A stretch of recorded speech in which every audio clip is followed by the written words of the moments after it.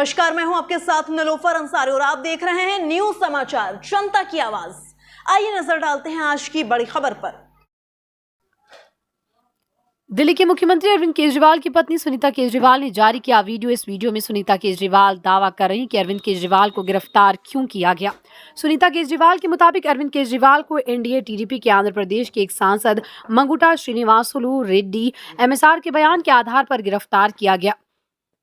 MSR ने ED को पहले बयान दिया था कि मैं अरविंद केजरीवाल से अपने चैरिटेबल ट्रस्ट के लिए जमीन संबंधित मामले में मिला था, लेकिन ईडी ने एमएसआर के बेटे को गिरफ्तार किया। एमएसआर की पुत्रवधू ने आत्महत्या की कोशिश की और उनकी माताजी की तबीयत बहुत खराब हो गई और इस दौरान एमएसआर के बेटे की जमानत याचिका खारिज होती रही। ईडी से प्रताड़ित होकर एमएसआर ने बयान बदल लिया और कहा कि मैं केजरीवाल जी से जैसे ही मिलने पहुंचा तो वहां 10 से 12 लोग बैठे थे और उनके सामने ही केजरीवाल जी ने कहा, आप शराब का काम शुरू कीजिए और इसके लिए आम आदमी पार्टी को 100 करोड़ रुपए दे दीजिए। ये तो साफ तौर पर बयान झूठ दिख रहा है, क्योंकि कोई भी पहले मुलाकात में 10 से 12 लोगों के सामने कैसे पैसे मांग लेगा। एमएसआर ने ईडी से प्रताड़ित होकर अपना बयान बदला और झूठा बयान दिया। एमएसआर के झूठे बयान के बाद उनके बेटे को तुरंत जमानत मिल गई। अरविंद केजरीवाल को झूठे राजनीतिक षड्यंत्र में फंसाया गया है। नमस्कार। क्या आपको पता है कि केजरीवाल जी को गिरफ्तार क्यों किया है?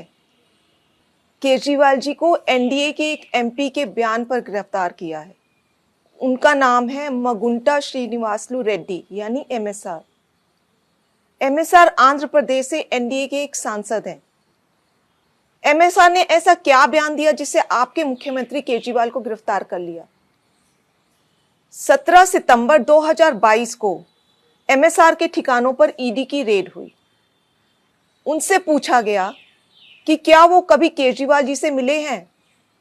उन्होंने कहा, हाँ, मैं 16 मार्च 2021 को केजरीवाल जी से दिल्ली सचिवालय में उनके दफ्तर में मिला था। मैं दिल्ली में एक फैमिली चैरिटेबल ट्रस्ट खोलना चाहता था, उसके लिए दिल्ली के सीएम से जमीन के बारे में बात करने गया था। केजरीवाल जी ने कहा, लैंड एलजी के पास है, एप्लीकेशन दे दो, हम देखते हैं, और कहकर चले गए। ईडी को एमएसआर का जवाब पसंद ही नहीं आया। ईडी ने कुछ दिन बाद एमएसआर के बेटे राघव मंगुटा को गिरफ्तार कर लिया। फिर से एमएसआर के और बयान लिए गए, मगर वो अपना पहले वाला बयान ही दोहराते रहे क्योंकि वही सच था, और उनके बेटे राघव रेड्डी की बेल खारिज होती रही। इस दौरान सदमे से राघव की पत्नी यानी एमएसआर की पुत्रवधू ने आत्महत्या करने की कोशिश की और उनकी बूढ़ी मां बहुत बीमार हो गई। इन सबको देखते हुए बेटे के लिए बाप भी टूट गया। 17 जुलाई 2023 को पिता एमएसआर ने ईडी में अपना बयान बदल दिया। उन्होंने अब कहा, 16 मार्च 2021 को मैं केजरीवाल जी से मिलने गया था। मुश्किल से 4-5 मिनट मुलाकात हुई। वहीं 10-12 लोग बैठे थे। मेरे कमरे में घुसते ही केजरीवाल जी ने मुझसे कहा कि दिल्ली में आप शराब का काम शुरू करो, बदले में आम आदमी पार्टी को 100 करोड़ रुपए दे दीजिए। केजरीवाल जी से ये मेरी पहली और आखिरी मुलाकात थी। इस बयान के बाद अगले ही दिन एमएसआर के बेटे राघव रेड्डी को ईडी ने बेल दिलवा दी। जाहिर है कि एमएसआर का यह बयान झूठा है। वे खुद कह रहे हैं कि यह उनकी केजरीवाल जी से पहली और आखिरी मुलाकात थी। 10-12 लोग वहां बैठे थे।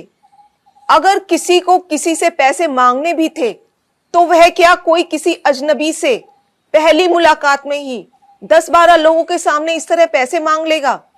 जाहिर है कि एमएसआर के बेटे और परिवार को 5 महीने बुरी तरह प्रताड़ित किया गया। इसीलिए एमएसआर ने अपने बेटे को बचाने के लिए झूठा बयान दिया, और इस बयान को देने के बाद 2 दिन में ही एमएसआर के बेटे को बेल मिल जाती है। इन सब बयानों से एक बात तो साफ हो गई कि अपने बेटे को जेल से निकलवाने के लिए एमएसआर ने झूठा बयान दिया।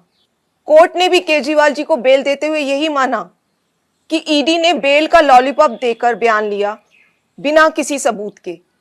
आपके बेटे केजरीवाल जी को एक गहरे राजनीतिक षड्यंत्र का शिकार बनाया गया है।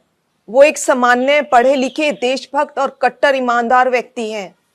यदि आज आप उनके साथ खड़े नहीं हुए तो इस देश में पढ़े लिखे ईमानदार लोग कभी राजनीति में नहीं आएंगे। क्या मोदी जी केजरीवाल जी के साथ ठीक कर रहे हैं? इस वीडियो को ज्यादा से ज्यादा शेयर करें ताकि देश को पता चल सके कि मोदी जी कैसे ईडी सीबीआई के जरिए एक गहरे राजनीतिक षड्यंत्र के तहत आपके केजरीवाल और आम आदमी पार्टी को खत्म करना चाह रहे हैं। जय हिंद।